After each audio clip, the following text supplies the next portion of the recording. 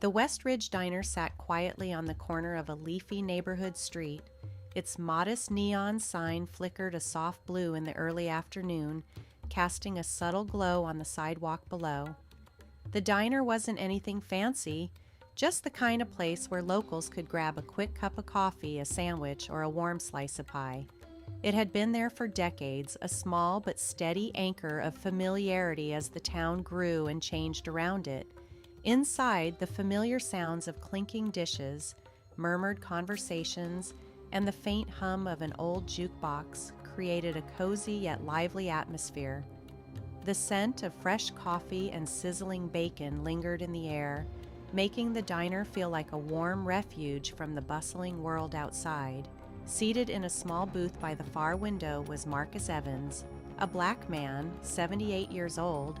Marcus sat alone. His frame was slightly hunched but unmistakably sturdy, exuding a quiet strength. He wore a clean, well-worn jacket, the kind that spoke of utility over fashion. Marcus had the look of a man who had lived a full life, one marked by triumphs and defeats, laughter and tears.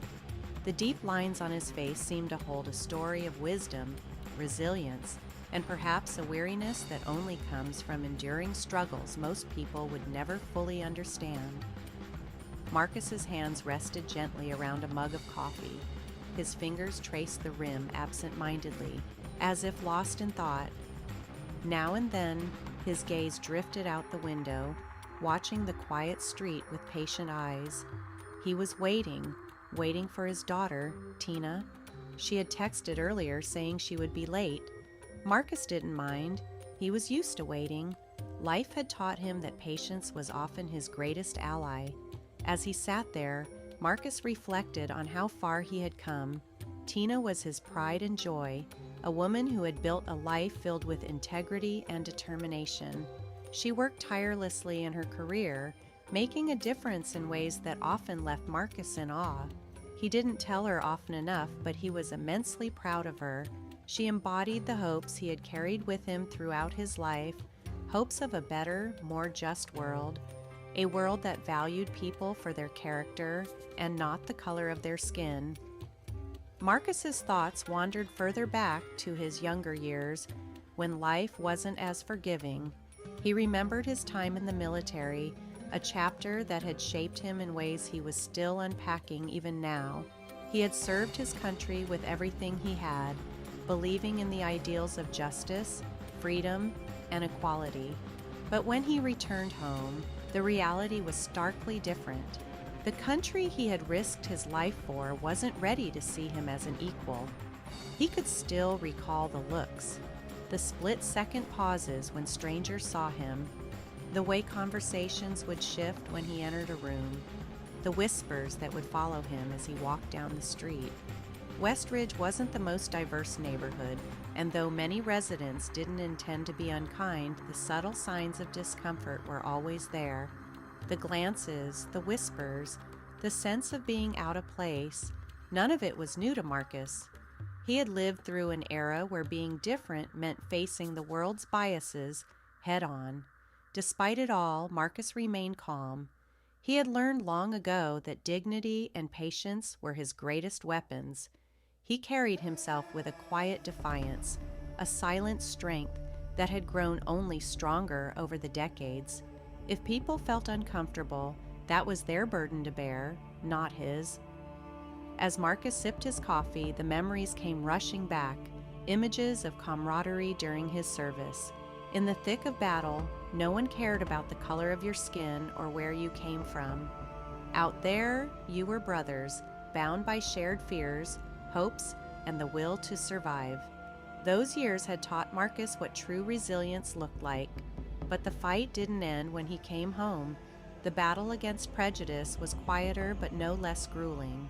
There were no medals for enduring the quiet stares or the subtle dismissals, no honors for meeting bias with grace.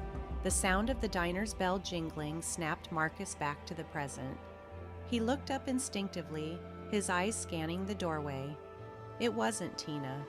A young couple walked in, chatting as they took a seat at the counter, oblivious to the man in the corner booth. Marcus let out a small sigh and returned to his coffee, letting its warmth seep into his hands. It was a small comfort, but one he had grown to appreciate. His thoughts drifted back to Tina.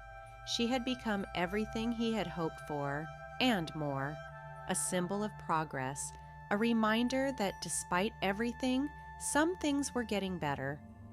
Marcus knew the road ahead was still long, for her, for their family, and for so many others, but her success was a beacon of hope. The room buzzed softly with life as Marcus sat in quiet reflection. He wasn't bitter. He wasn't angry. He had made peace with much of what life had thrown at him, but he also hadn't forgotten. Every glance, every whisper, every subtle rejection, it had all become part of who he was. They didn't define him, but they shaped him, carving out a deep well of strength and wisdom. When Tina finally arrived, the smile that spread across Marcus's face was one of pure joy. As she slid into the booth across from him, he felt that familiar swell of pride and gratitude. They talked, laughed, and shared stories, the world outside fading away for a little while. In that moment, all the struggles, all the waiting, all the challenges seemed worth it, because here in this modest diner, with his daughter sitting across from him, Marcus felt something rare and beautiful, peace, and no glance or whisper could ever take that away. Marcus sat in silence, his thoughts distant but steady. Though he wore no visible marks of triumph, within him lay the quiet badges of a life lived with resilience, kindness, patience, restraint. These were his victories, unseen, uncelebrated by most, yet he carried them proudly. As these thoughts swirled in his mind, the sound of a creaking door brought him back to the present. Footsteps followed, purposeful and steady, cutting through the low hum of the diner. He glanced up just as 2 police officers approached his booth. Both were young, likely in their early 30s, their crisp uniforms gleaming under the fluorescent lights. Their polished badges caught the faint glow, Zrina commanding attention. Marcus had seen this scene play out before. He felt a flicker of unease but remained composed, his expression calm and unreadable. The taller of the 2 officers, whose nameplate read Miller, gave Marcus a quick once-over. His assessing gaze lingered for a moment before he leaned slightly toward his partner, Officer Collins, muttering something under his breath. Collins chuckled in response, a short, sharp laugh that carried just enough derision to make Marcus's shoulders tighten instinctively. He didn't know what had been said, but he didn't need to. A lifetime of navigating moments like this had sharpened his instincts. He knew when he was being sized up and dismissed. Miller's expression shifted into something resembling a smirk as he turned back to Marcus. He spoke bluntly, his tone teetering between curiosity and condescension. "You're sitting here all alone," he said, his words more accusation than observation. "What brings you here today?" Marcus looked up, meeting Miller's gaze with quiet resolve. His voice was even, steady. "Just waiting for my daughter," he replied simply. Miller raised an eyebrow. The smirk widened. "Your daughter, huh? Don't see many folks like you around here." His words hung in the air, heavy with implication. "Thought maybe you were lost." Collins, standing just behind Miller, stifled another laugh. The 2 exchanged a glance, an unspoken joke passing between them. Marcus felt the familiar sting of their mockery, but he refused to let it show. He had endured worse, far worse. Without missing a beat, he responded firmly, his tone carrying a quiet strength. "I know exactly where I am, officer." The firmness of his words seemed to catch Miller off guard, if only for a moment. But rather than retreat, the officer pressed forward. His partner Collins stepped in now, folding his arms across his chest as his eyes swept over Marcus with a faint sneer. "You must have taken a wrong turn," Collins said, his voice thick with mockery. "Or maybe you're just trying to blend in with the big folks. Kind of hard for someone like you to fit in, don't you think?" Marcus felt a flash of irritation. The sharp edge of their words cut deeper than he'd like to admit, but he forced himself to remain calm. Taking a measured sip of his coffee, he replied in the same steady tone, "I'm exactly where I need to be." His unwavering composure only seemed to frustrate the officers further. Miller leaned in closer now, his voice dropping to a harsher tone. "You got some ID on you, old man?" It wasn't a question. It was a demand. Marcus regarded him quietly, his gaze steady. He let a beat of silence pass before reaching into his pocket. Slowly, deliberately, he pulled out a worn leather wallet. From it, he retrieved a veteran's ID card, the corners softened by decades of wear. It was more than just identification. To Marcus, it was a symbol, a testament to a life of service and sacrifice. Without a word, he handed it over. Miller took the card, barely glancing at it before tossing it back onto the table with a dismissive flick of his wrist. "This supposed to be legit?" he muttered, his tone laced with skepticism. The idea of Marcus being a veteran seemed to amuse him. "Guess they gave those out to just about anyone back then, huh?" Collins added, shaking his head with a sneer. Marcus retrieved the card silently, slipping it back into his wallet with care. Their words stung, but he refused to let them see it. He had encountered men like this before, men who judged a person by their exterior, who assumed they could understand a man's worth at a glance. But Marcus had weathered far greater storms than the disdain of two young officers, and he wasn't about to falter now. The atmosphere in the diner shifted. The usual clinking of dishes and low murmur of conversation faded as other patrons began to take notice. Eyes darted toward the scene unfolding at Marcus's booth. Some people exchanged uneasy glances, their expressions a mix of curiosity and discomfort. Others simply stared, their gazes fixed on Marcus as though waiting to see how he would respond. Marcus could feel the weight of their attention, the collective tension thickening the air. But he didn't blame them for their silence. This wasn't their fight. It was his. It had always been his. In the back of his mind, he thought of his daughter, Tina. How would she feel if she walked in and saw this? She had grown up knowing her father as a man of integrity, a man who had taught her to stand tall in the face of injustice, even when the world refused to see his worth. Marcus was determined not to let these officers strip away the dignity he had worked so hard to uphold. He sat motionless, his hands steady on the coffee cup in front of him. He wouldn't be goaded into anger, wouldn't let them see him break. But the question lingered, how far were they willing to push? The silence stretched on, thick and suffocating. Miller and Collins exchanged another look, their expressions unreadable. Finally, Miller broke the tension. "You waiting for someone to come save you, old man?" he asked, his tone dripping with sarcasm. Marcus didn't flinch. He met the officer's gaze squarely. "I don't need saving," he said quietly, the firmness in his voice unshaken. For a moment, it seemed like the officers didn't know how to respond. The quiet strength in Marcus's words seemed to catch them off guard. But Collins recovered quickly, his sneer returning. "Maybe not," he said, leaning in slightly. "But you'd better hope your daughter shows up soon. This ain't exactly your kind of place." Marcus said nothing. He simply took another sip of his coffee, his calm demeanor a stark contrast to the growing hostility radiating from the two men. The tension in the diner was palpable now, an invisible thread stretched tight, ready to snap. The warm coffee cup rested in Marcus's hands as he traced his fingers lightly over its rim, his movements slow, deliberate.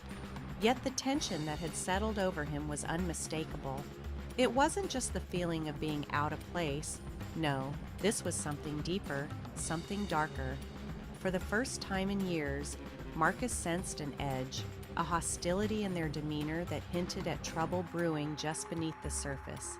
Officer Miller stood beside him, unmoving, a towering presence over the small diner booth where Marcus sat. His broad frame cast a long shadow across Marcus's coffee cup, and as he leaned in closer, the glint of his badge caught the cold fluorescent lights overhead. Miller's eyes narrowed, the look on his face one of superiority, a look Marcus knew all too well. He'd seen that expression before. It was the same one men wore when he returned home from service years ago. Back then, Marcus was a young, naive soldier, still clinging to the belief that the uniform he wore would erase the lines that divided people. But the respect he had earned on the battlefield had vanished as soon as he stepped back onto the soil he had fought for.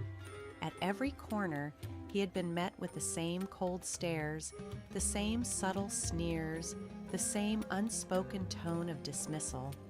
"So, what are you really doing here?"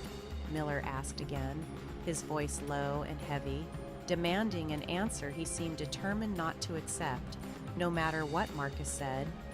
"I told you, officer, I'm here waiting for my daughter," Marcus replied, his voice calm, steady. He locked eyes with Miller, his gaze unflinching, his dignity unbroken. But instead of acknowledging Marcus's response with even a shred of respect, Officer Miller chuckled.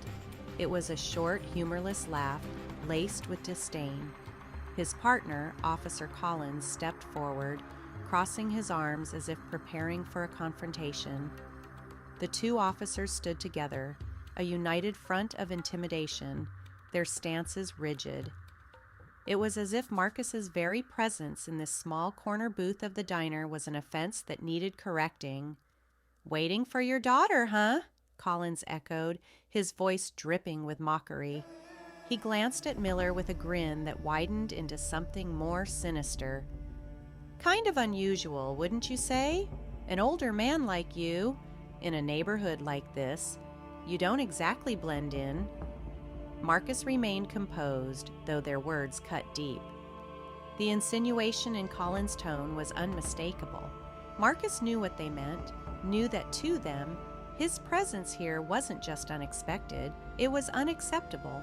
He was a black man in a predominantly white neighborhood, and to these officers that alone seemed reason enough for suspicion. "I have every right to be here," Marcus said, his voice quiet but firm. There was a calm dignity in his tone, a strength that had been forged over decades of challenges. He had come to understand, through hard experience, that this country, his country, both belonged to him and didn't. He had fought for its freedoms, yet somehow it kept him on its outskirts. But Marcus had also learned the power of standing his ground, of holding on to his dignity without rising to provocations. His unshakable resolve seemed to unsettle Miller. There was something about Marcus's stillness, his composure, that grated against the officer's ego. Miller's expression darkened, and he took a step closer, his posture tense, his voice sharper now. "Why don't you show me your ID again, just to be sure?" Miller said, though he had already inspected Marcus's veteran ID moments earlier and dismissed it without a second thought. Marcus didn't hesitate. He reached into his jacket, pulling out his wallet with calm, deliberate movements. He didn't want to escalate the situation, though he knew exactly what this was about. This wasn't about verifying his identity. Marcus had been through enough in his life to recognize when respect was the last thing on someone's mind. He handed over his veteran ID, the small worn card a testament to years of service and sacrifice. It was a piece of himself, a symbol of his dedication to a country that so often failed to return the favor. Miller took the card reluctantly, glancing at it with a sneer, as though even touching it was beneath him. Then, with a casual flick, he tossed it back onto the table. The card landed with a careless slap against the surface. "Guess they were handing these out to just anyone back in the day," Miller muttered, his voice dripping with contempt. "Yeah," Collins added, his grin widening as he crossed his arms. "Hard to believe, isn't it? A guy like him holding a card like that. Must have gotten it by mistake." Marcus felt a flicker of anger rise in his chest. Their words were sharp, designed to provoke, but he didn't let the anger take hold. He had mastered the art of patience long ago. Years of enduring the world's judgments had taught him that silence, when wielded correctly, could be far more powerful than words. He picked up the ID from the table and slid it back into his pocket without a word. Then he looked up at the officers, his expression unchanged, calm, resolute, unyielding. But his silence didn't ease the tension. If anything, it seemed to fuel their frustration. Marcus's refusal to flinch, to lose his composure, to respond to their taunts with anything other than quiet strength. It irritated them. Miller's jaw tightened, his posture rigid. It was clear that he wanted a reaction from Marcus, wanted to see him falter. But Marcus wouldn't give him that satisfaction. He had spent too many years standing tall in the face of hostility to let men like these break him now.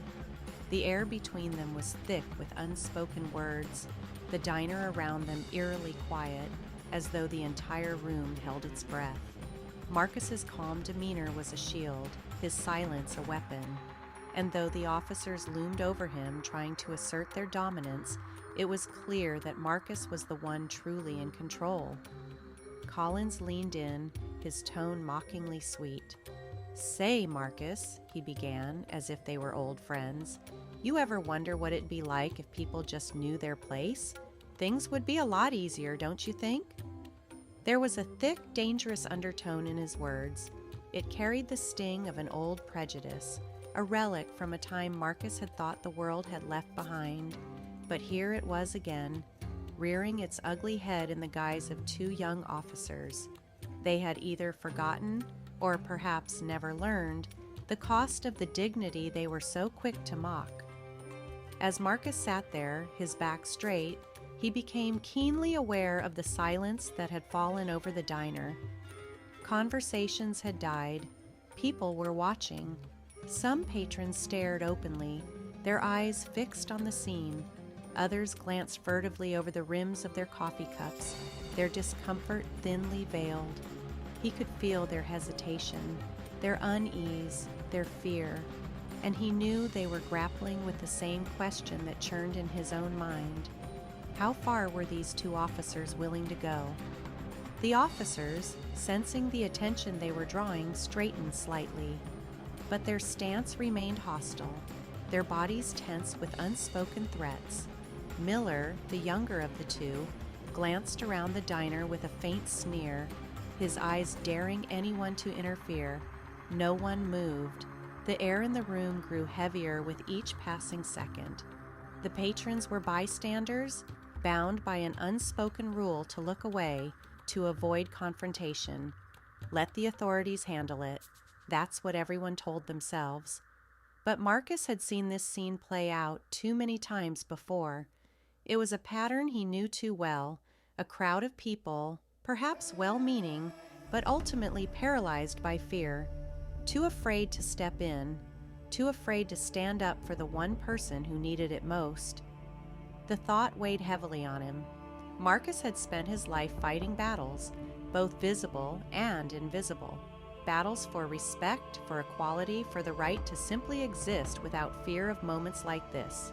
He had believed deeply that his struggles would mean something, that his sacrifices would help shape a world where his daughter, and others like her, could walk freely without fear of hostility. And yet, here he was, an old man, facing the same ugly prejudice he had known in his youth, the same narrow-minded hostility he had fought against for decades. The familiar stirrings of anger began to rise within him. That righteous anger, the sense of injustice that had once spurred him to action, roared to life in his chest. He thought back to when he was young, to the day he first enlisted in the military, choosing to fight for a country that didn't always fight for him. He had believed that standing up, serving with honor, would mean something, that it would prove his worth to those who doubted him. But now, as he sat in that diner, the memories felt hollow. The anger simmered, but he pushed it down. Anger would only give these officers the reaction they were looking for. It would give them an excuse to escalate the situation further, to justify whatever they had planned. And Marcus wasn't about to hand them that satisfaction.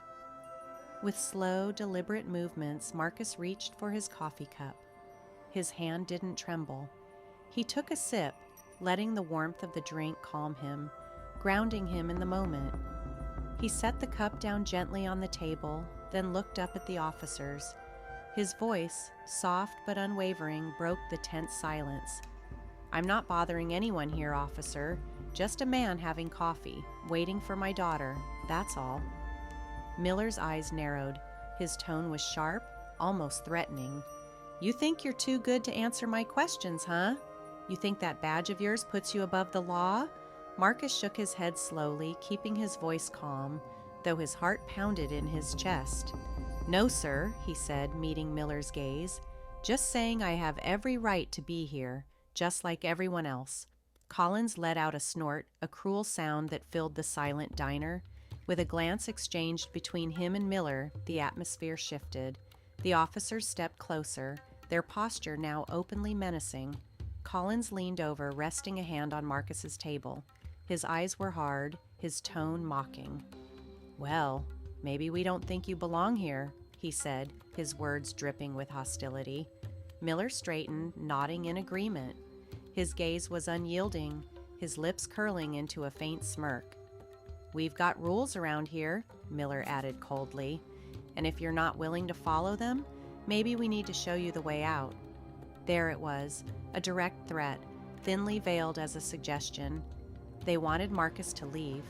They wanted him to feel the weight of their authority, to internalize their belief that he was an outsider, someone who didn't belong. But Marcus didn't move. He sat tall, his presence unshaken.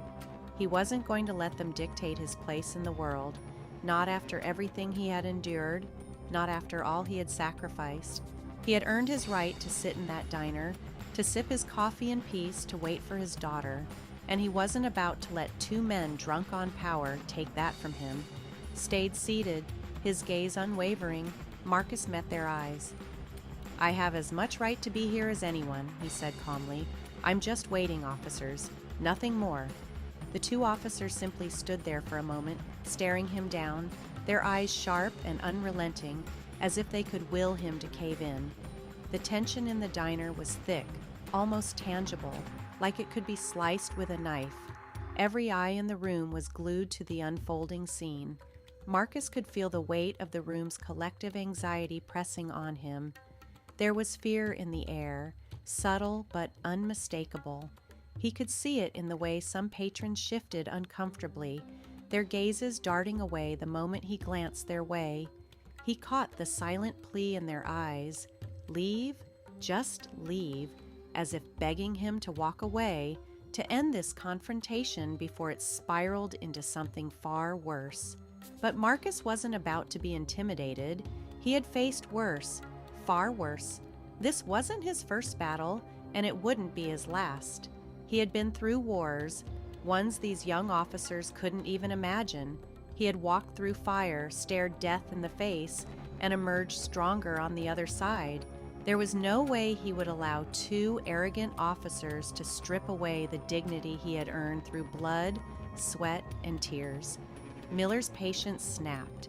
With a sharp, aggressive motion, he shoved Marcus's chair hard. The chair screeched against the floor as it tipped, forcing Marcus to stumble as he caught himself.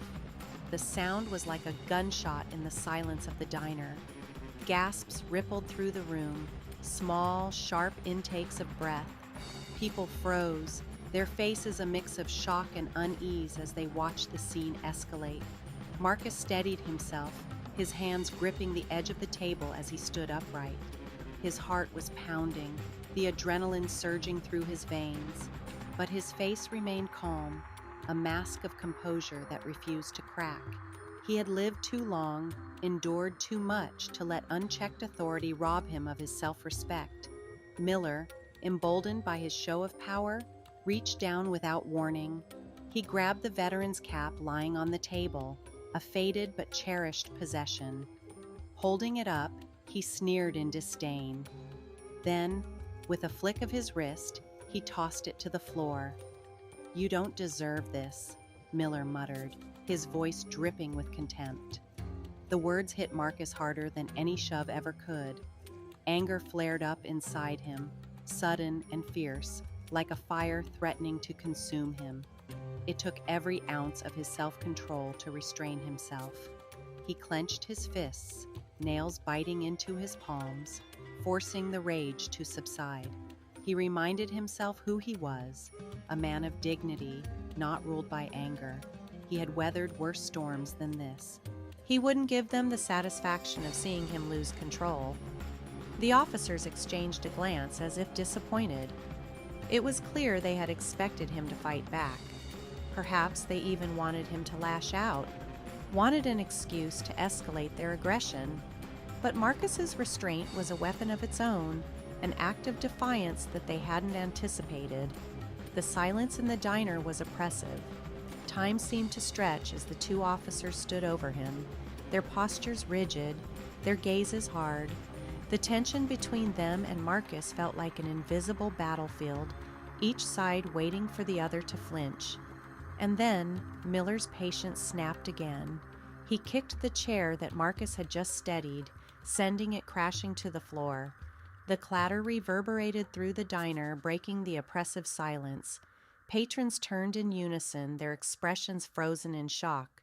Some covered their mouths, their coffee cups forgotten midair. Others stared at Marcus, their faces painted with a mix of sympathy and fear. But none of them moved. No one intervened. Their eyes darted away when Marcus glanced in their direction, their bodies stiff and motionless. It was as if an unspoken rule kept them rooted to their seats, bound by the same fear that hung heavy in the air. Marcus bent down, his movements slow and deliberate, as he picked up his chair and set it upright. Calmly, he sat back down, his gaze unwavering. His heart was still racing, but his face betrayed no emotion. The two officers loomed over him, their expressions a mix of aggression and impatience. Miller crossed his arms and sneered. "Pick up your hat, old man."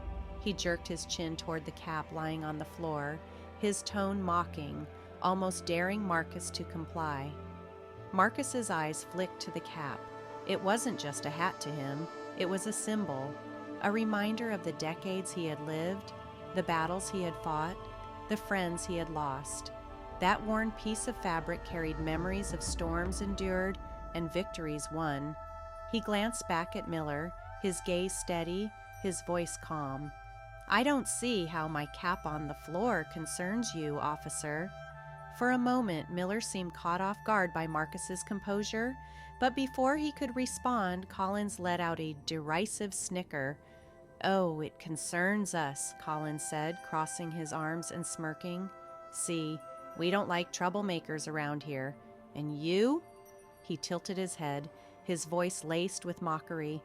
"You're giving us trouble." Marcus said nothing. He simply sat there, his silence a powerful force that seemed to challenge them even more. And as the tension in the diner reached its breaking point, the question hung in the air. Would anyone dare to stand up for the man in the corner booth? The frustration in their eyes was undeniable, a flicker of irritation, a spark of authority challenged. They wanted him to submit, to bend under the weight of their power. But Marcus? He wasn't about to hand them that satisfaction. He had fought too hard, endured too much to surrender his dignity now. Miller took a step closer, his face just inches from Marcus's. His eyes bore a quiet but unmistakable threat. "You're really pushing it, you know that?" Miller said, his voice low and sharp. "You think that little card of yours makes you better than the law?"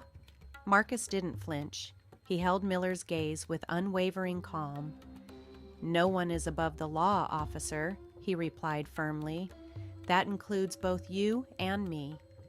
Miller's jaw tightened. A flicker of anger crossed his face as he reached out, grabbing Marcus's shoulder. His grip was firm, unyielding, a silent declaration of control. "I've had enough of your attitude. Stand up," Miller demanded, his voice dropping to a low, dangerous growl. For a moment, Marcus didn't move. His expression remained composed, his voice steady as he answered, "I've done nothing wrong." "Stand up!" Miller barked, his grip tightening, his patience clearly wearing thin. Around them, the diner had fallen silent. Every eye was fixed on the escalating confrontation. Uneasy tension filled the room as the patrons watched, their faces reflecting a mix of fear, anger, and helplessness. Slowly, with deliberate calm, Marcus rose from his seat. He wasn't going to give in to intimidation, but he also knew that physical resistance would only make things worse. He stood tall, his back straight, his gaze steady as he faced the two officers. His silence spoke louder than words, a powerful refusal to be broken. "Turn around," Miller ordered, his tone cold and authoritative. Marcus raised an eyebrow, his expression questioning. "For what purpose, officer?" he asked, his voice still calm despite the growing tension in the air. "We need to make sure you're not carrying anything dangerous," Collins chimed in, his tone laced with sarcasm. A murmur rippled through the diner. The patrons exchanged uneasy glances, their discomfort clear. Marcus could feel the unspoken question hanging in the air. How could this be happening? To a man like him? A man who had served his country with honor? And yet, no one stepped forward to intervene. Marcus let out a slow breath and turned around, his hands resting calmly by his sides. Miller began patting him down, his movements rough and careless, as if he were searching a criminal instead of an elderly man quietly waiting for his daughter. Marcus gritted his teeth, enduring the humiliating treatment. His mind drifted to Tina. Her laughter, her resilience, she was his reason to stay calm, his anchor in this storm of humiliation. He thought of her waiting outside, of her bright smile, and it gave him strength to endure. The search, as Marcus knew it would, turned up nothing. Frustrated, Miller stepped back, his face darkening with anger. He had found nothing, no weapon, no threat, nothing to justify his actions. "See? Nothing dangerous," Marcus said quietly, straightening his jacket. There was a hint of pride in his voice, even as he refused to let them see any trace of weakness. "Think you're funny, don't you?" Miller muttered, his tone filled with contempt. "Big, proud soldier, huh?" Marcus met his gaze, a quiet defiance simmering in his eyes. "I am proud, officer," he said steadily, "proud of the sacrifices I made, proud of the service I gave. I fought for this country. I fought for your right to wear that badge." For a fleeting moment, something flickered in Miller's eyes. Perhaps doubt, perhaps a recognition of the truth in Marcus's words. But the moment was gone in an instant, replaced by anger, by the need to reassert control. "You talk big for a guy in cuffs," Collins sneered. He pulled out a pair of handcuffs, the metallic glint cold and unfeeling. Grabbing Marcus's wrist, he twisted it behind his back with more force than necessary, snapping the cuffs into place. Marcus winced at the sharp pain shooting through his shoulder, but he refused to let it show. He wouldn't give them the satisfaction of seeing him struggle. He had endured worse, much worse, and he wasn't going to let them break him now. The clinking of the cuffs echoed through the diner, a sound so out of place in the quiet setting that it seemed almost surreal. The patrons watched, their expressions a mix of anger, fear, and guilt. Some looked like they wanted to speak up, but none of them moved. The weight of their helplessness hung heavy in the air. Miller gave Marcus's shoulder a rough shove, forcing him forward. "Come on, old man, you're spending the night in a cell," he spat. Marcus stumbled slightly, his balance momentarily thrown off, but he caught himself straightening up once more. His hands were bound behind him, but his dignity remained intact. He looked over his shoulder at the officers, his gaze steady. "Is this really necessary?" he asked, his voice calm, though a hint of disappointment lingered beneath the surface. Miller leaned in close, his face twisted into a cruel sneer. "We'll decide what's necessary. You just keep quiet." As they began escorting him out, Marcus glanced back at the small table where he had been sitting. The worn reservation card lay there, a silent reminder of the dignity and patience he had fought to maintain. It was all he could do to hold on to his resolve, knowing that this was not the end of his story. only a chapter. Marcus and the officers, a lesson in dignity and regret. The officers, in their haste to assert authority, had overlooked a small but pivotal detail, the name on the card sitting innocently on the diner table. Marcus, seated calmly with his hands cuffed behind him, nodded toward it almost imperceptibly, his chin giving the faintest motion. His voice was steady, though tinged with a subtle finality as he spoke. Just one thing. Could one of you grab that card on the table? Miller, the younger of the two officers, rolled his eyes, clearly annoyed by the request. With a dismissive grunt, he snatched up the card and glanced at it briefly. At first, it seemed unremarkable, and his initial reaction was one of indifference. But then he froze. His expression shifted in an instant. The color drained from his face as his eyes fixed on the name written there, Chief Tina Evans. Miller's mouth opened slightly, but no words came out. A stammer formed on his lips as he tried to process the weight of the realization. His gaze darted from the card to Marcus, his features now a canvas of dawning horror. Slowly, like a wave crashing over him, the reality hit. This wasn't just some elderly man sitting quietly in a diner. This was the father of their commanding officer, the father of Chief Tina Evans, the woman who held their careers and their reputations in the palm of her hand. And they had humiliated him. They had cuffed him, disrespected him, and treated him with utter disdain, in full view of the public. Collins, the senior officer, noticed Miller's frozen demeanor and frowned, his tone growing impatient. "What's wrong?" he asked sharply, turning to look over Miller's shoulder. Miller, his hands now trembling, handed the card over without a word. Collins took it, his brow furrowing in irritation. But as his eyes scanned the name, his expression changed. A flicker of panic crossed his face. His shoulders stiffened and his confidence melted away, replaced by a quiet dread. The two officers exchanged a glance, their once assured arrogance crumbling under the weight of their mistake. Around them, the atmosphere in the diner shifted. The patrons, who had been quietly observing the scene, began to murmur. Some pulled out their phones, sensing the significance of what was unfolding. The low hum of conversation grew louder, a collective tension rippling through the room. Marcus, his hands still bound, remained seated. His expression was calm, his demeanor patient. Though his silence carried a gravity that was impossible to ignore, he didn't need to say anything. The card spoke volumes. His quiet, dignified presence was a condemnation more powerful than any words could have been. Miller fumbled with the handcuff key, his hands trembling as he tried to unlock the restraints. The cool, arrogant demeanor he'd worn just moments earlier was gone, replaced by a frantic urgency. "I didn't know," he stammered, his voice weak and unsteady. "We didn't know who you were." Marcus said nothing. He watched them in silence, his gaze steady and unwavering. His expression was calm, but there was a trace of sadness in his eyes, an unspoken sorrow at the state of things, at the ease with which power could be misused. The key finally turned, and the metallic clink of the handcuffs echoed through the diner.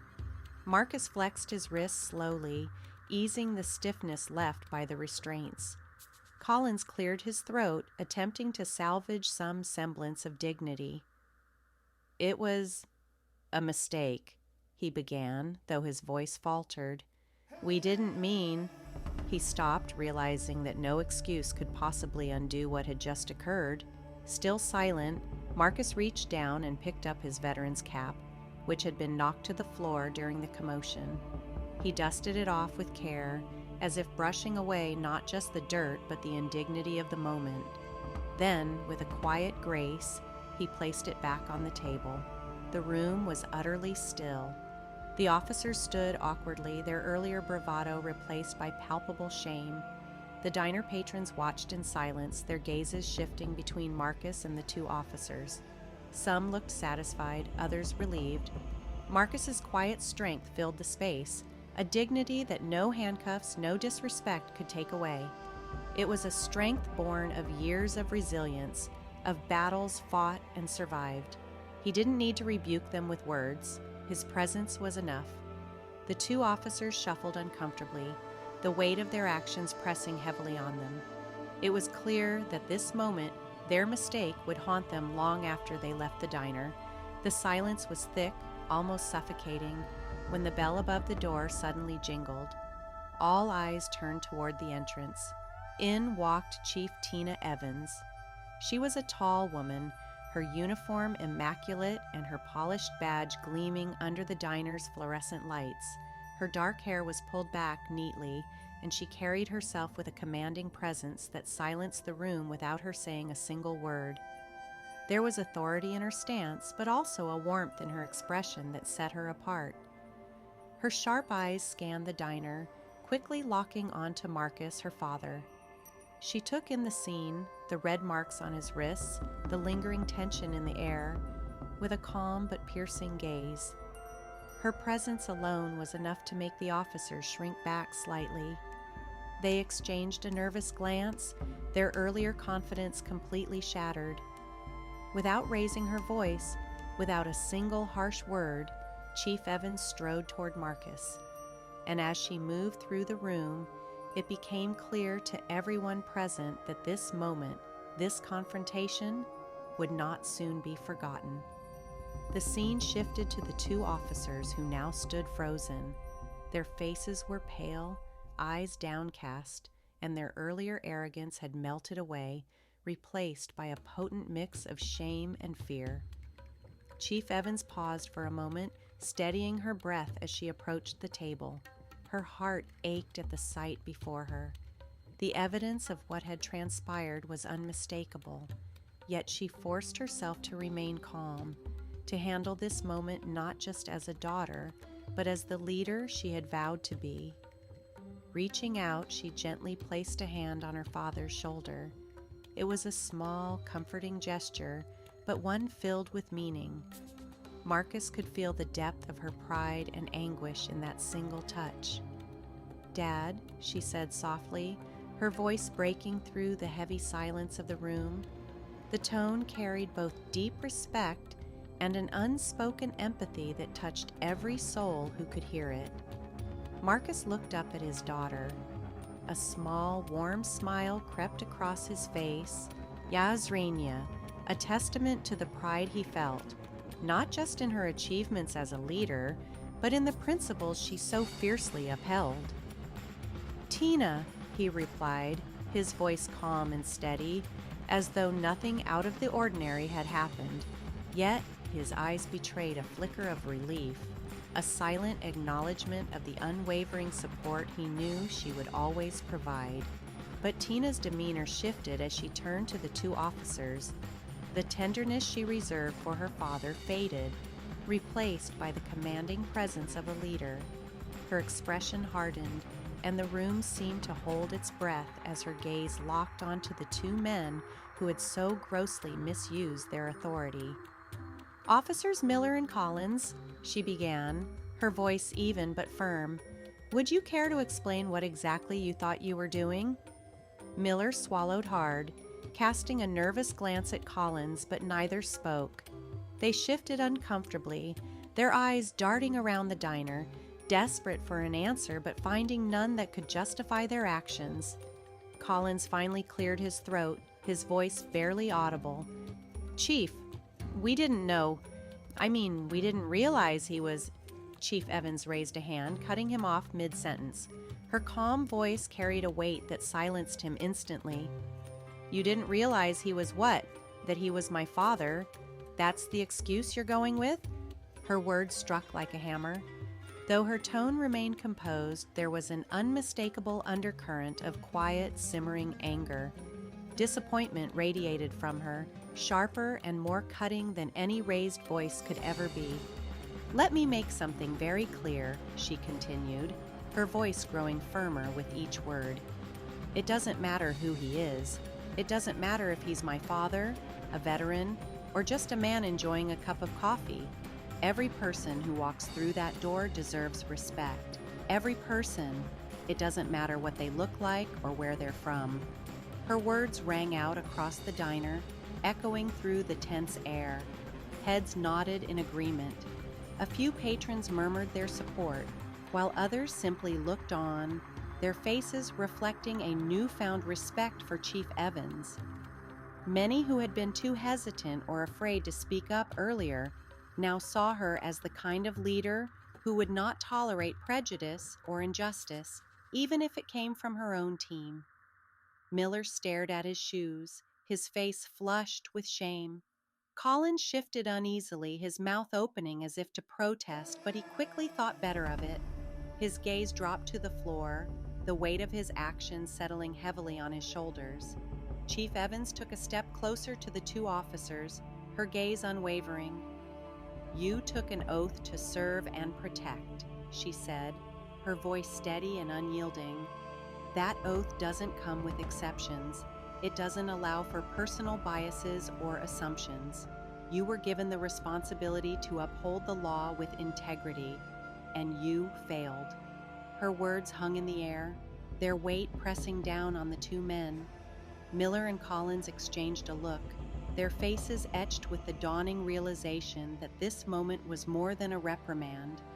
It was the beginning of consequences that would follow them for the rest of their careers. "I don't want to hear excuses," Chief Evans continued, her tone resolute.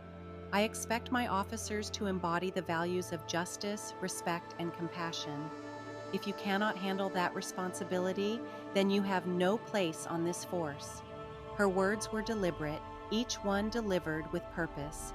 The finality in her voice was unmistakable, and the officers felt the full gravity of what she was saying. The room remained silent as the weight of the moment settled over everyone present. The two officers' faces turned even paler as they realized they had crossed a line that could never be undone. Taking a deep breath, Chief Evans turned her gaze to the patrons in the diner. Her eyes met theirs, one by one. She could see the mix of emotions in their expressions: anger, sympathy, and gratitude. They had not only witnessed the ugliness of prejudice, but also the quiet strength and dignity her father had shown in the face of such mistreatment. Turning back to the officers, she took one final step forward. "You will report to my office first thing in the morning," she said, her voice low but firm. "There will be an official inquiry into your conduct, and until further notice, consider yourselves on unpaid suspension." The two officers stared at her, shock flashing across their faces. They knew this suspension was only the beginning. The consequences of their actions were now irrevocably tied to their choice to abuse their authority in a moment of prejudice. Chief Evans stepped back, her gaze still steady. Around her, the room slowly began to stir as the tension eased. People exchanged quiet words, their respect for her evident in their expressions. In that moment, she had not only defended her father, but also upheld the principles that defined her leadership. The weight of her words and actions would linger, not just with the two officers, but with everyone who had witnessed the scene. This was justice, firm, compassionate, and unwavering. The group stood in awkward silence, their earlier arrogance replaced by a stark realization of their own ignorance. There was nothing left to say. One by one, they mumbled weak apologies to Chief Evans and Marcus, their voices barely audible, as if the weight of their shame had stripped them of strength. Heads bowed, pride shattered, they turned and shuffled out of the diner. The door closed behind them with a soft thud, leaving behind a silence that was both heavy and oddly hopeful.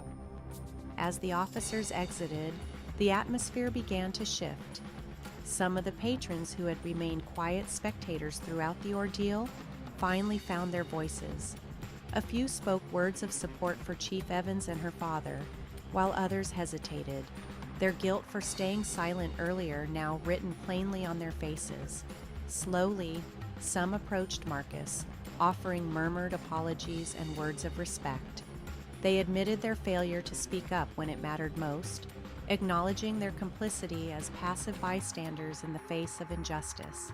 Marcus accepted each apology with a quiet dignity, nodding kindly to those who approached. There was no bitterness in his response, only a gentle warmth that began to soften the hardened expressions of those around him. His composure was a testament to a strength forged through years of enduring prejudice. His grace in the moment reflected the resilience of a man who had weathered countless storms without losing his humanity. Meanwhile, Chief Evans stood beside her father, her posture resolute but her heart heavy. She watched him with a mix of admiration and sorrow, her emotions swirling as she processed what had just unfolded. Her father's calm and measured demeanor, even in the face of blatant injustice, stirred a deep pride in her, yet it also awakened an ache within her, an ache for the years he had endured quiet indignities, dismissed and devalued simply because of who he was. She reached out, her hand resting gently on his shoulder. The touch was both a gesture of solidarity and an unspoken apology for the years of pain she could never erase. Marcus turned to her, his expression softening as a small, proud smile graced his face. "You handled that well, Tina," he said, his voice steady, carrying a note of approval that warmed her soul. The words were simple, yet they carried the weight of a lifetime of shared values. "Thank you, Dad," she replied, her voice thick with emotion, "but I learned from the best." They shared a quiet moment, their eyes meeting in a silent exchange that spoke volumes. It was a connection born from years of shared struggles, an unbreakable bond forged in the fires of adversity. In that moment, they didn't need words. The strength of their relationship, their mutual respect, and their unwavering support for one another filled the space between them. As the moment passed, Chief Evans turned her attention to the room. Her gaze swept over the patrons who had witnessed everything. She took a deep breath and addressed them with a calm but firm voice that carried the authority of her position and the conviction of her heart. "Thank you all for your patience today," she began, her words measured and deliberate. "I want to make something very clear. This is not just an isolated incident, and it won't be treated as one. Prejudice has no place in our community or our police force. I am committed to confronting it wherever it appears, no matter how difficult or uncomfortable that may be." Her words resonated deeply. A ripple of agreement moved through the room. Nods and murmurs of approval followed, as if the weight of her commitment had sparked a renewed sense of hope in those present. Gratitude flickered in their eyes as they realized they had a leader who would not shy away from the hard battles, someone who would fight for justice, even when the cost was high. Gradually, the diner began to return to its usual rhythm. Conversations resumed, but they were quieter, more introspective. The events of the day had left an indelible mark on everyone there, a powerful reminder of the quiet strength and dignity and the unyielding need for accountability. The lingering tension gave way to a subdued peace, the air filled with an unspoken understanding that change was not only necessary but possible. Chief Evans turned back to her father, her expression softening as she gestured toward the booth where he had been sitting earlier. "Ready to get that coffee, Dad?" she asked, her voice carrying a hint of warmth and a trace of playfulness. Marcus chuckled, his eyes twinkling with affection. "I think I'd like that, Tina," he said, his voice lighter now, as if a weight had been lifted. The two of them settled into the booth, the familiar worn seats offering a sense of comfort. Around them, the hum of the diner carried on, but there was a distinct shift in the air. It was as though the space itself had been renewed, cleansed by the courage, grace, and resolve that had been displayed. The small booth seemed to glow with a quiet pride, a testament to the strength of a man who had faced discrimination with dignity and a daughter who had chosen to stand for justice, even when it meant challenging her own. Their presence was a silent reminder that true courage lies not in grand gestures, but in unwavering commitment to what is right. The door of the diner swung open, letting in a fresh breeze that seemed to sweep away the lingering heaviness of the day. The bell above the door jingled lightly, its cheerful sound a promise of new beginnings. For a moment, time seemed to pause as the sunlight streamed in, illuminating the scene with a golden glow. In that fleeting moment, it was clear to everyone present, even in the midst of hardship, there is always hope for change. Always. "Way," Tina said softly. "Hello, sweetheart," Marcus replied. His voice was calm, his expression composed, almost peaceful, as though he hadn't just endured one of the most humiliating encounters of his life. But Tina saw through his stoic exterior. The unspoken pain and frustration were evident in the slight tremor of his hand, in the careful control with which he held himself. She swallowed hard, her gaze lingering on the faint bruising around his wrists. Those marks spoke louder than words, telling her exactly how he had been treated. She forced herself to stay calm, her voice steady as she turned her attention to the two officers standing stiffly nearby. Her eyes landed on Officers Miller and Collins. They stood off to the side, rigid as statues, their faces pale as the reality of the situation finally began to set in. "Officers Miller and Collins," Chief Evans said, stepping forward. Her voice rang out with quiet authority, a tone that made it abundantly clear she was not there to accept excuses. "Would you care to explain what's going on here?" Miller shifted uncomfortably, his gaze dropping to the floor. He couldn't bring himself to meet her eyes. His mouth opened slightly, a stammer escaping his lips, but no coherent words followed. Collins cleared his throat, darting a desperate glance at Miller, as though hoping his partner might miraculously come up with an explanation. But there was no escape.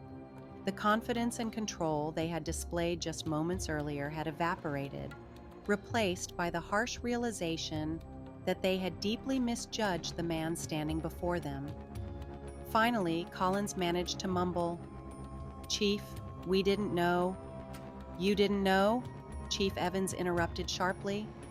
Her voice wasn't raised, but the firmness in her tone was unrelenting, carrying an undercurrent of disappointment that cut deeper than anger ever could. She continued, her words measured, deliberate. "You didn't know he was my father? That he was a veteran? Or are you trying to say you didn't realize he was a human being worthy of respect?" Miller paled further, his mouth opening and closing like a fish gasping for air. No words came. Chief Evans's piercing gaze bore into him, unyielding. She could see the flicker of shame in his eyes, the dawning understanding that his actions had gone far beyond an innocent mistake. He had taken his authority and wielded it like a weapon against a man who had shown him nothing but calm dignity. "Let me make this perfectly clear," she said, her voice steady but weighted with expectation. "Every single person who walks into this diner or anywhere else in our community deserves respect. It doesn't matter who they are, what they look like, or where they come from. Your duty is to uphold the law with integrity, not to judge, intimidate, or humiliate." Her words echoed through the diner, resonating in the heavy silence. Some patrons nodded in quiet agreement, others glanced at Marcus with newfound respect. Chief Evans stood tall, her authority unmistakable, and yet, woven into her words was a thread of compassion, a reminder of the humanity they all shared. Marcus sat quietly, watching his daughter. A faint smile tugged at the corners of his lips. In that moment, he felt a surge of pride.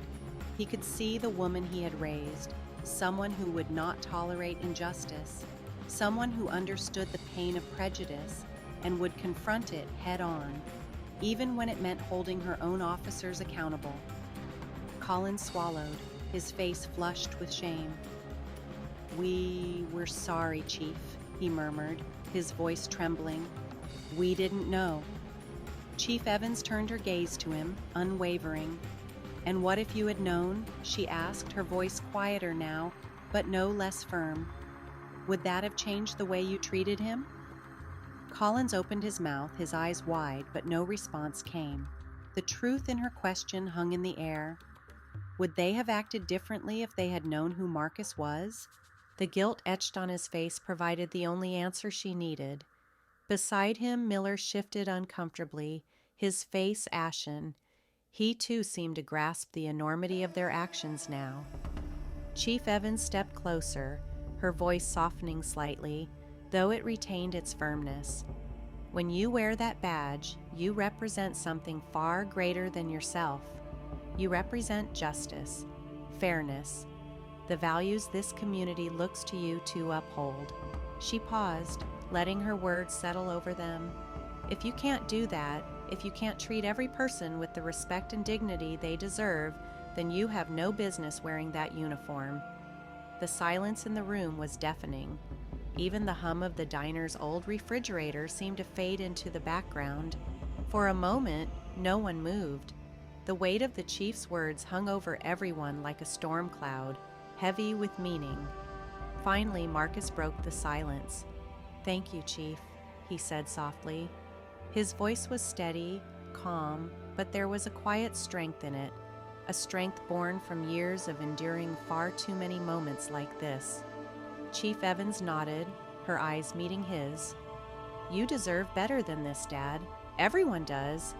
She turned back to the officers, her expression hardening once more. "I'll be expecting a full report on my desk by the end of the day. Understood?" "Yes, Chief." Miller and Collins mumbled in unison, their voices barely above a whisper. The two officers turned and walked out of the diner, their heads bowed.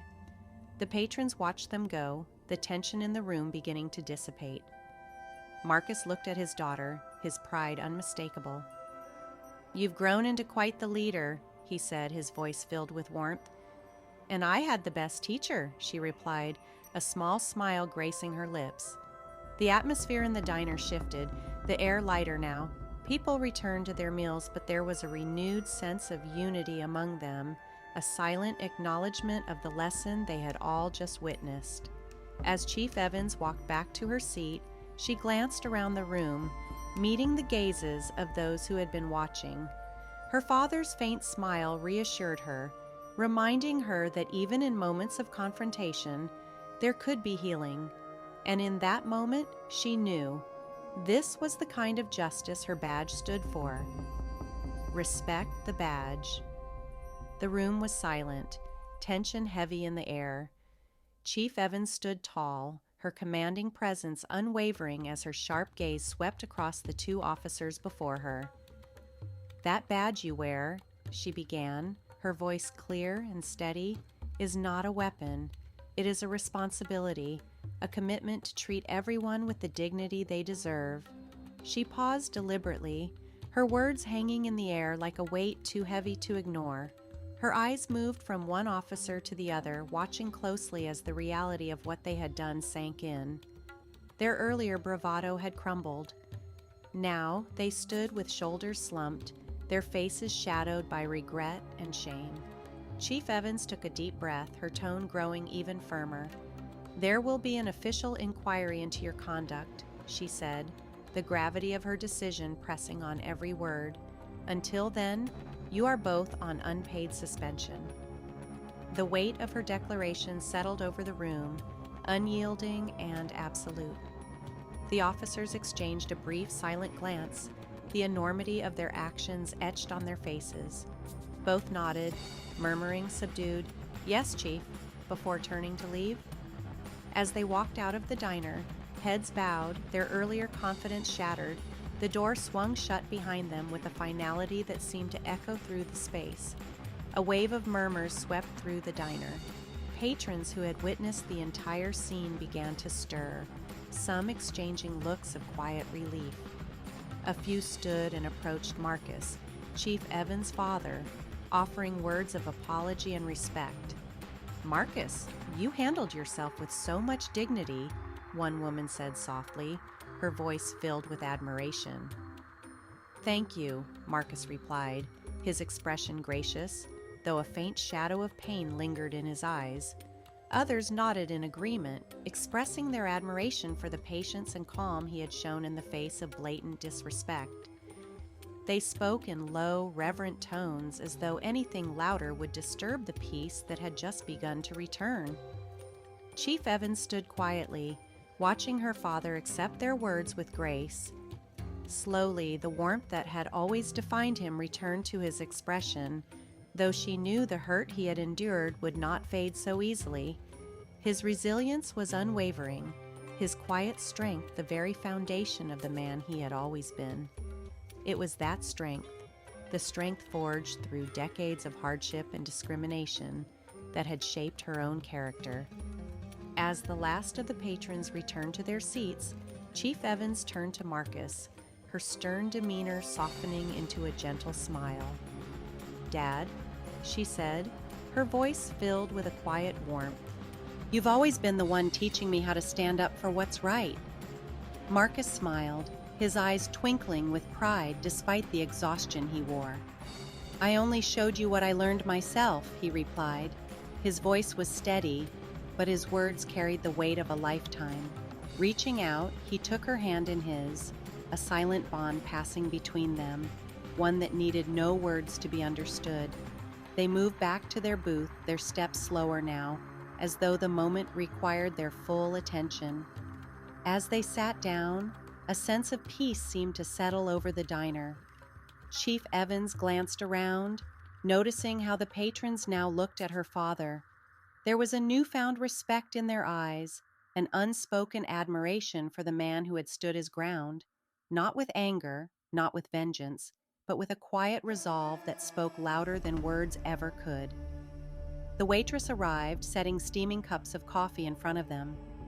Chief Evans wrapped her hands around the mug, letting the warmth seep into her palms as her mind wandered back to her childhood.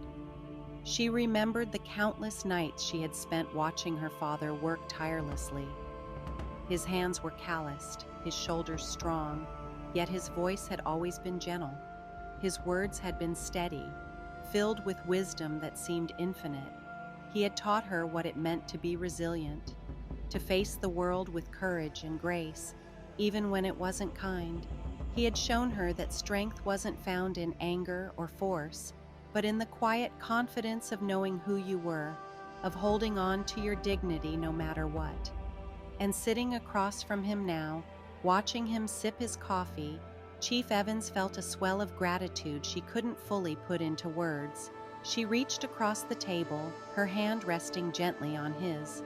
"You've done so much for me, Dad," she said softly, her voice barely a whisper, "and I'll always be grateful." Marcus squeezed her hand, his face softening. A faint smile played on his lips, and his eyes, those same steady, determined eyes that had carried him through decades of struggle, were filled with warmth. "I'm proud of you, Tina," he replied, his voice quiet yet firm. "You've become everything I hoped for, and more." For a moment they sat in silence. The world outside the diner seemed distant, the hum of conversation around them fading into the background. In that shared stillness, an unspoken understanding passed between them. They both knew the world was far from perfect. Prejudice and injustice still lingered, casting shadows even in the brightest places. But they also knew that they had each other, and that, perhaps, was enough. Chief Evans glanced at her father once more, a quiet resolve settling in her heart. She would continue to stand up for what was right, just as he had taught her. And she knew that no matter what challenges lay ahead, she would always carry his strength, his wisdom, and his unwavering belief in doing good. As the faint buzz of life returned to the diner, Tina smiled faintly, lifting her coffee to her lips. Beside her, Marcus mirrored the gesture. And though the world outside might still be filled with struggles, inside that diner, in that moment, there was peace. The waitress arrived at their table, her steps light and deliberate, carrying 2 steaming mugs of coffee. She placed them down with a gentle smile before retreating. leaving Marcus and Chief Tina Evans to their moment of quiet. The clinking of the mugs against the table was soft, almost reverent, as if it respected the significance of the space they shared. Marcus reached for his coffee, his hands steady, his gaze thoughtful. He took a slow sip, letting the warmth spread through him, a small but meaningful comfort in the wake of the trials they had endured. Across the table, Chief Evans sat with her own cup untouched, her eyes quietly studying Marcus. She marveled at the strength of his character, the unyielding dignity that had carried him through a life marked by both hardship and hope. She had witnessed something profound in him today, a reminder of the resilience that resided in all of them. It was the ability to stand firm in the face of adversity, to hold on to one's values no matter how fiercely they were tested. The door to the diner opened again, a fresh breeze wafting in, carrying with it the faint scent of renewal. It was as if the world outside had paused for a moment, just long enough to remind them of the possibility of change, of growth, of moving forward. Marcus noticed it too. His gaze shifted to the window where the late afternoon sun cast a warm golden light across the diner, filtering in to touch the edges of the table he shared with Tina. In that moment, he felt the weight of earlier events ease, replaced by a calm that wrapped itself around them like a blanket. The patrons around them had returned to their meals and conversations, but there was something different now, an almost imperceptible shift in the air. Marcus could feel it, a sense of collective introspection. Occasionally, someone would glance his way, their expressions a mix of respect and contemplation, as though the confrontation they had witnessed earlier had planted a seed, urging them to reflect on their own actions, or perhaps their inactions. It wasn't just a moment, it was a ripple spreading outward. Tina noticed it too. Sitting across from her father, she felt a deep satisfaction, her heart swelling with pride. Marcus's quiet resilience had always been a source of strength for her, but today it felt like more than that. Today, it was a beacon. She realized that the role she played as chief wasn't just about enforcing the law, it was about upholding the values she had learned from her father. Values of fairness, respect, and unwavering kindness.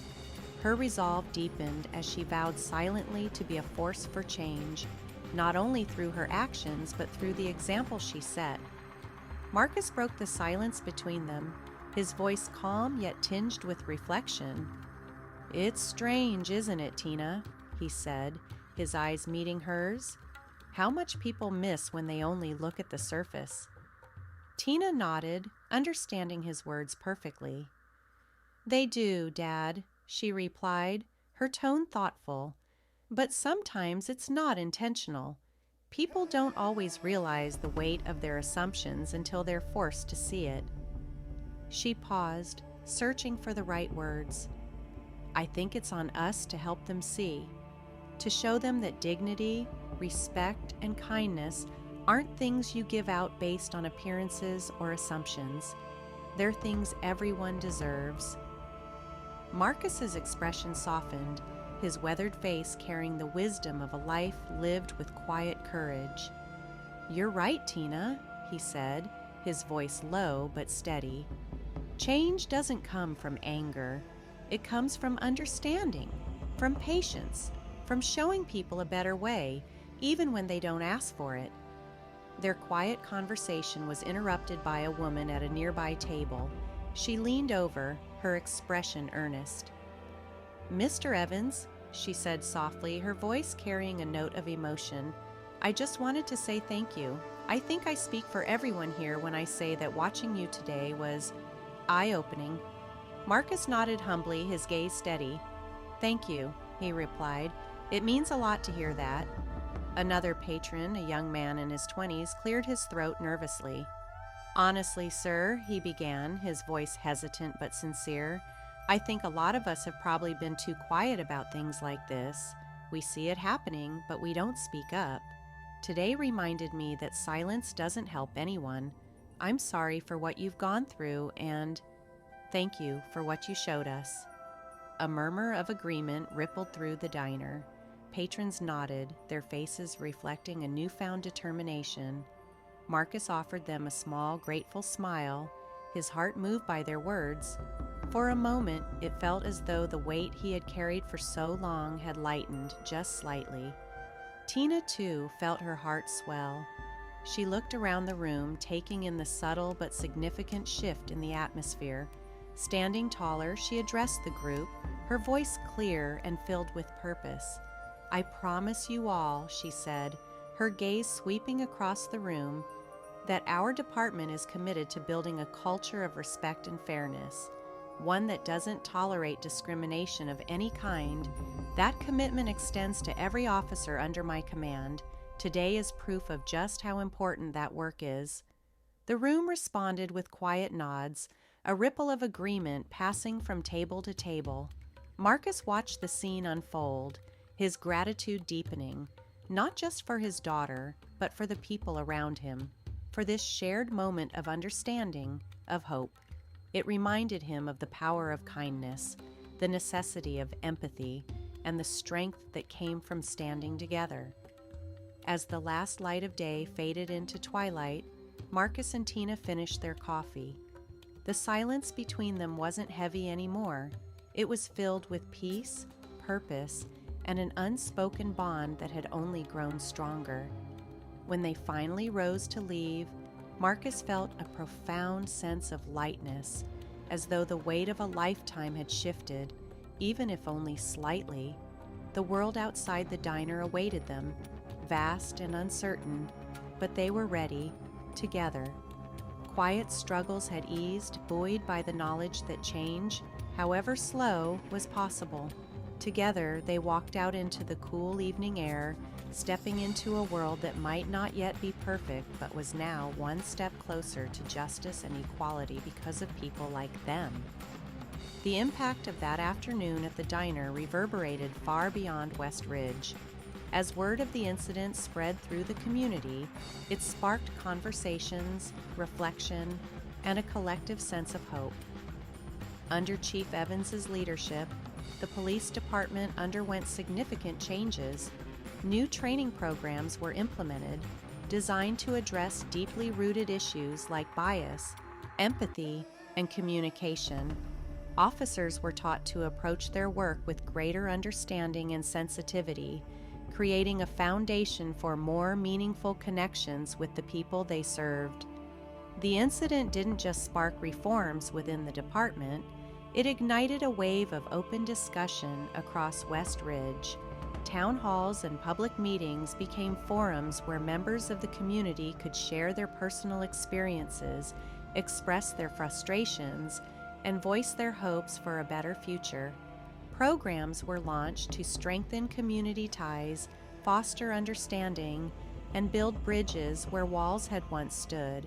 These initiatives created spaces where people could move beyond superficial differences and begin to truly see one another, human to human. The transformation wasn't immediate, nor was it always easy, but slowly it began to take shape. Neighbors who had once passed each other in silence started to greet one another with smiles. Strangers became acquaintances, and acquaintances became friends. The town started to look and feel different, not because of new policies or regulations alone, but because of the small, everyday acts of connection that began to take root. In his quiet, unassuming way, Marcus became a deeply respected figure in West Ridge. His story, a testament to resilience, compassion, and strength, spread throughout the community. Neighbors began to greet him with warmth and gratitude. People stopped him on the street, not just to thank him, but to draw inspiration from the way he had handled his struggles with dignity and grace. His experience became a symbol of hope for both the young and the old, a reminder that even in the face of adversity, one could rise with courage. Meanwhile, Tina continued to serve as a fair, compassionate, and dedicated police chief, leading the force with the values her father had instilled in her since childhood. She worked tirelessly to create a department that stood for integrity and respect. She listened to the voices of the community, striving to heal wounds that had long festered and build trust that had been broken. Her leadership reflected not just her professional commitment, but the heart of a daughter carrying forward her father's legacy. As the years passed, West Ridge evolved into something extraordinary. It became a community where differences were celebrated, not feared. A place where voices that had once been silenced were now heard, where compassion replaced judgment, and where kindness became the thread that wove people together. Through Marcus's quiet courage and Tina's unrelenting determination, the town was transformed into a small but shining example of what happens when people choose to see one another as equals. Marcus's story became more than just a local tale. It was a beacon, a reminder of what it means to live with dignity, to stand for justice, and to build a better world through small, intentional acts. It showed that true change doesn't come from loud declarations or grand gestures alone, but from everyday choices. The courage to speak up when it matters, the kindness shown in a passing smile, and the commitment to treat others with fairness and empathy. And that diner, that ordinary corner booth where it all began, it became more than just a piece of furniture. It became a quiet monument to the values that had bound father and daughter together, a symbol of what was possible when people chose to listen, to understand, and to act with integrity. It stood as a reminder that even the smallest acts of justice and understanding could ripple outward, touching lives in ways that could never be measured. This story isn't just about Marcus or Tina. It's not just about West Ridge and its journey toward fairness. It's about all of us. It's a call to action, an invitation to play our part in building a more just and inclusive world. It reminds us to act with courage, to speak out against prejudice, and to extend compassion to those who are too often overlooked. Each of us holds the power to make a difference. Imagine what could happen if we all chose to live this way. A world where respect and equality are given freely, regardless of race, gender, or background. A society where no one feels invisible or devalued. As we go about our lives, let's carry forward Marcus's quiet strength and Tina's unshakable commitment to justice. Let's use their story as a guide, not just in the grand moments, but in the small daily decisions we make within our communities, in our actions, and in our hearts. Because in the end, the true measure of a society isn't found in its words or policies, but in the everyday kindness, respect, and dignity we show one another. Let this story inspire us to do better, to be better, and to create a world where everyone, no matter who they are, can walk into any diner, sit in any booth, and know they are seen, respected, and valued for exactly who they are. Let us not wait for change to come from someone else. Let us be the change